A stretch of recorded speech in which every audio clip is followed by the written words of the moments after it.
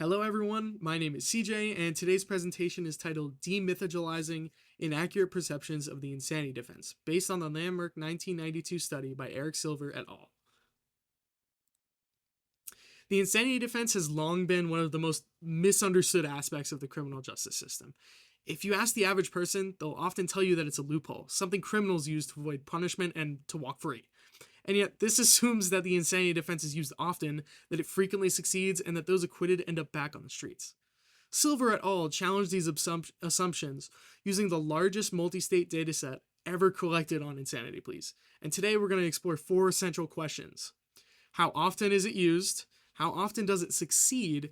What really happens to defendants found not guilty by reason of insanity? And finally, why does public perception differ so dramatically from reality? Public opinion about the insanity defense is dominated by fear and misinformation, much of it shaped by television, movies, and news. Large-scale surveys showed that 91% of Americans believe judges and juries have a hard time telling who's sane. 89% think that the insanity plea is a loophole that lets guilty people go free. 89% believe it puts dangerous individuals back on the streets. Only 21% believe that defendants acquitted by reason of insanity are released only when safe. And the perception that the insanity defense is overused is overwhelming. 90% of people think it's used too often. Yet, interestingly, while people dislike it, they don't fully reject it. 66% say it shouldn't be a full defense, but about half say it shouldn't be abolished entirely. So the public feels ambivalently. They fear it, but they still want it available in extreme cases. The media plays a huge role as well. 17% of primetime dramas feature a mentally ill character. And 73% of those characters are portrayed as violent, almost double the rate of non-ill characters. On TV, mentally ill characters commit 23% of all homicides, versus only 10% by non-ill characters, and print media is similar. 86% of stories about a former psychiatric patient revolve around a violent crime. And when asked to name a criminally insane person, the public named people like Charles Manson, which was a person who was never found criminally insane at all. This shows that the public confuses the insanity defense with sensationalized violent offenders. Before this study, our understanding of the insanity defense was surprisingly thin. Most research was conducted in single states, meaning those findings couldn't be applied nationally. Other studies focused only on successful insanity acquittees, not the much larger group of all insanity pleas as a whole. There were also major data challenges. No state maintained comprehensive statewide records on insanity pleas or outcomes. The few studies that did exist produced conflicting results, with some claiming that acquittees spent more time confined and others saying less. Because record systems were fragmented across courts, hospitals, and correction departments, no one had been able to track defendants from indictment through plea, outcome, confinement, and release. This created national myths built on very local and often very unrepresentative data. To overcome these limitations, Silver and colleagues conducted the largest multi-state study ever completed.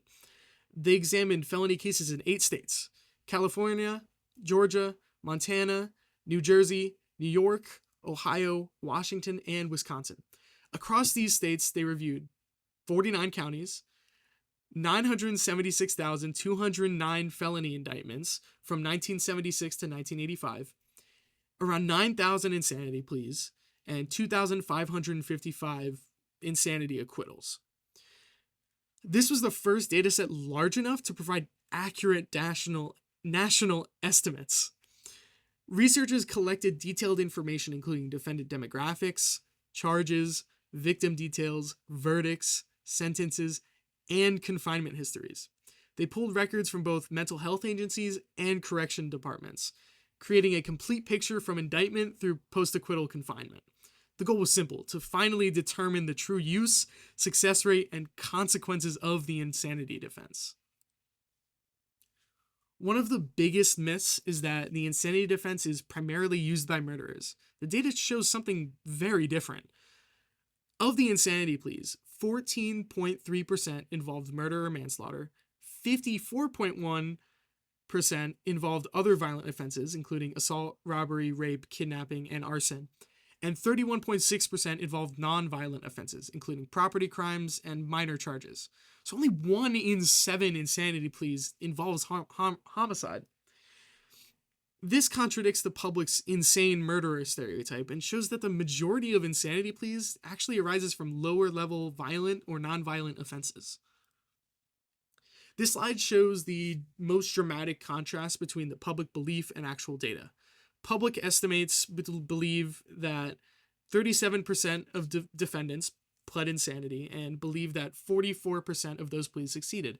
But the actual findings concluded that only 0.9% of felony defendants pled insanity, which is an overestimation of 41 times. It is 41 times. That is a huge number. And only 26% of those pleas resulted in acquittal. The public overestimated success by double with that one as well. In terms of felony cases overall, the public imagines 163 insanity acquittals per 1,000 felonies, when the real number is 2.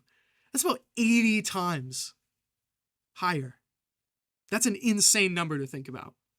No other area in the criminal justice system has a perception gap this large. Another deeply held misconception is that insanity acquittees are simply set free, but the data tells a very different story with that as well. The public estimates 50.6 believe that acquittees are hospitalized and 25.6 believe they go free. But the actual outcomes is that 84.7% are hospitalized, only 15.3% are released at all, and only 1.1% are released without supervision. And once we remove conditional release, which still involves oversight, the public overestimates unsupervised freedom by a factor of 20. In short, almost no one walks free after being acquitted of being criminally insane. Another assumption is that insanity acquittees are confined only briefly as well. The public estimates that 21.8 months of confinement, but the actual confinement time is around 32.5 months median across all offenses, 76.4 months median for murder cases, and for homicide, the public underestimated confinement by almost 4 times. This is crucial because insanity acquittees spend years in secure psychiatric facilities, and many remain confined longer than comparable defendants who are just simply sentenced to prison.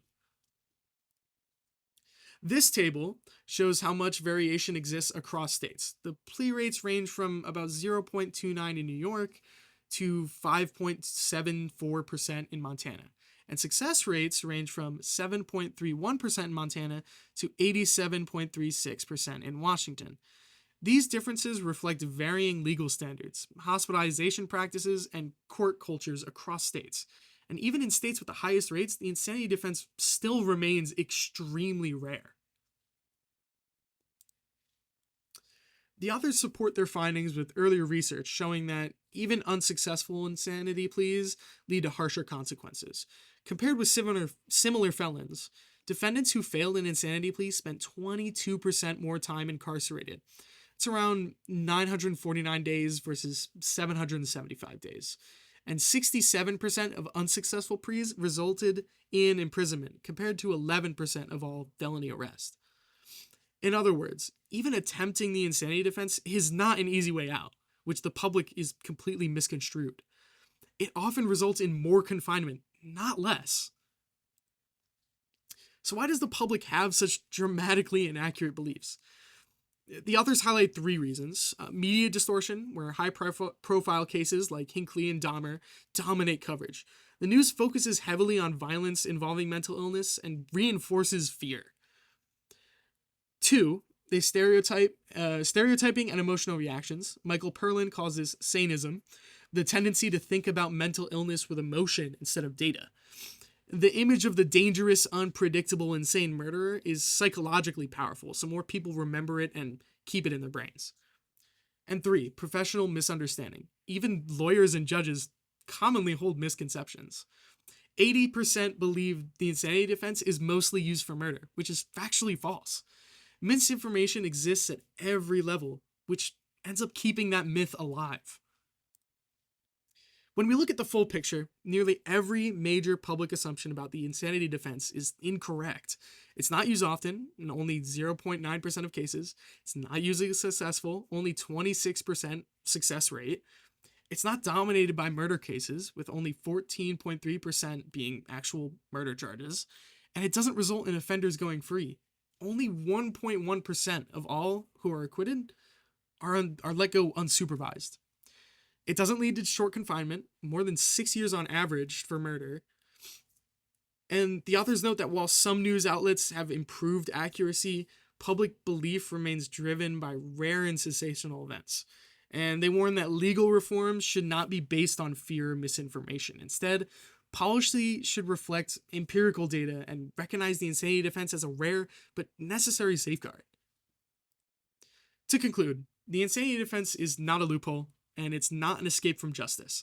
It's a narrowly applied legal safeguard based on principles of fairness and criminal responsibility.